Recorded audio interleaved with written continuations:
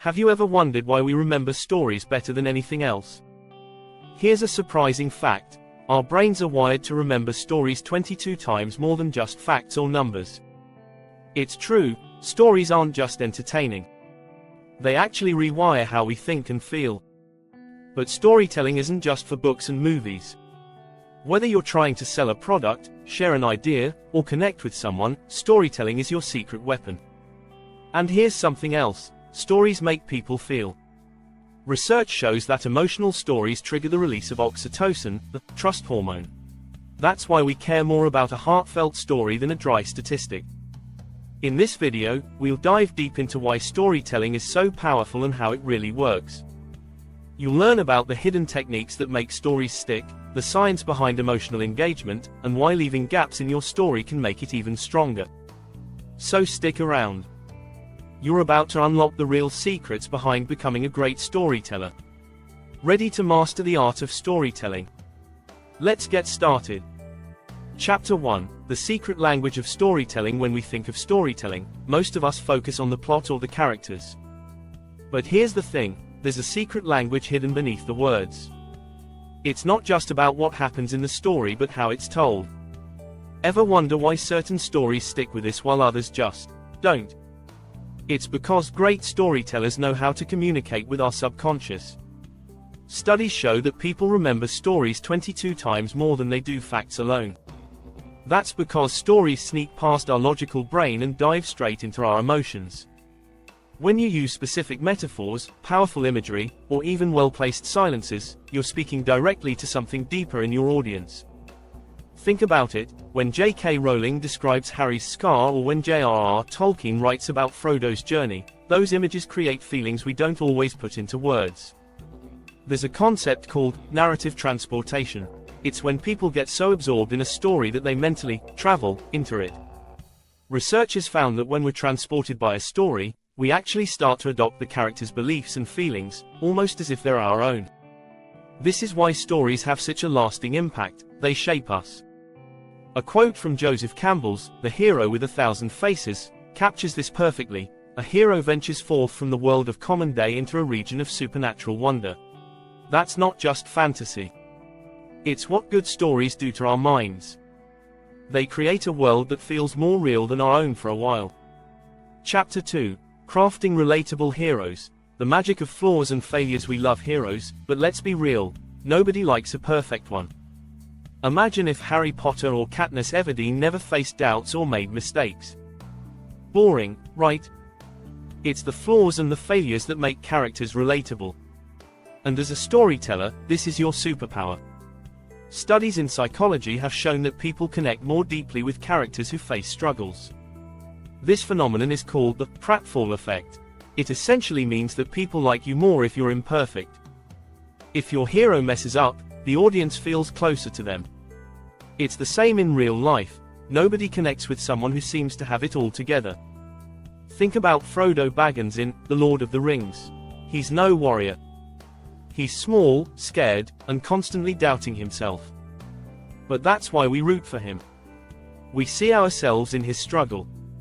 By the time he completes his journey, his victory feels like our victory, too. This is the trick. The more flawed your hero, the more room they have to grow.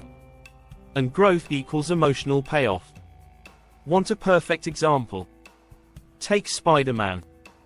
In almost every version of his story, Peter Parker's biggest failure is that he can't save Uncle Ben. That one failure drives every decision he makes afterward. It's what makes him a great hero. So don't be afraid to show your hero's cracks. Those cracks are where the light gets in. Chapter 3: The Time Travel Trick. Mastering story pacing. Pacing is one of those things that people rarely talk about, but it's what keeps your audience on the edge of their seat. It's all about when you choose to reveal key parts of the story, and how long you let the tension build. And here's the kicker, the audience shouldn't even notice you're doing it. Think of storytelling as time travel. Sometimes, you want to speed things up to keep the energy high. Other times, you slow everything down, letting the weight of a moment sink in. Steven Spielberg is a master at this. In Jaws, the shark is barely seen until halfway through the film. That pacing builds suspense to unbearable levels. It's the waiting that makes the payoff satisfying. Neuroscientists have found that slow building tension increases dopamine, which keeps people engaged and wanting more. Dopamine is literally the reward chemical, so dragging out those tense moments keeps your audience hooked. A well-placed pause or a drawn-out sequence gives the brain time to anticipate what's coming next, and the anticipation is often more exciting than the actual event. Take your time with the crucial moments. Don't rush through your story's climax. According to Pixar's Andrew Stanton, all good stories are about anticipation. He's right. Master the rhythm of fast and slow, and you'll have your audience begging for more. Chapter 4, Tugging on Heartstrings, the Neuroscience of Emotional Engagement. Emotions are the glue that holds any great story together. When you're telling a story, you're not just communicating facts, you're making people feel something. And here's the key: if you can make someone feel, you've won their attention. Neuroscience backs this up. According to Dr. Paul Zak, stories that create emotional tension cause our brains to release oxytocin, the trust hormone. That's why we care more about a heartfelt story than a dry statistic. One study even showed that people were more likely to donate to a cause after hearing a personal story versus just hearing data or statistics. That's the power of emotion. The stories we remember are the ones that make us feel joy, sadness, fear, or excitement. As Maya Angelou once said, people will forget what you said, people will forget what you did, but people will never forget how you made him feel.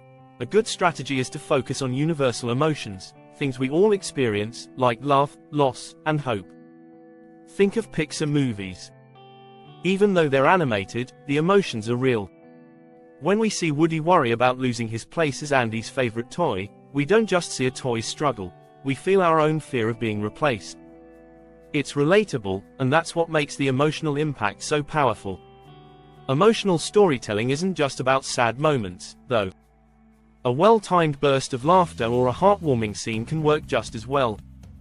It's the balance of highs and lows that makes a story feel alive. Make your audience care, and they'll follow your story wherever it goes. Chapter 5, Invisible Structure, the hidden framework of great stories. Here's something most people don't think about. Even the best stories follow invisible frameworks. You may have heard of the hero's journey or the three-act structure. These are not just storytelling rules, they're more like the scaffolding that holds the story together. And the trick? Your audience shouldn't even notice it's there. The hero's journey, popularized by Joseph Campbell, follows a basic pattern. The hero starts in an ordinary world, faces a challenge, experiences a crisis, and then returns transformed. It sounds simple, but it's the foundation for countless epic tales, from Star Wars to The Matrix. Even though it's been used many times, when done right, it feels fresh every time. What's fascinating is that even unstructured stories often follow these same hidden frameworks. In his book, Save the Cat, screenwriter Blake Snyder breaks down the beats every great story hits, even when it seems like they don't. There's always an inciting incident that kicks the story into motion, a midpoint where everything changes, and a climax that delivers the final punch. As a storyteller, you don't have to follow these structures perfectly. But if you understand the rhythm, you can bend or break the rules in creative ways. It's like music. Once you know how a song is built, you can start playing with the tempo, adding unexpected twists. The invisible structure gives your story a foundation, so the audience feels the journey without even realizing it.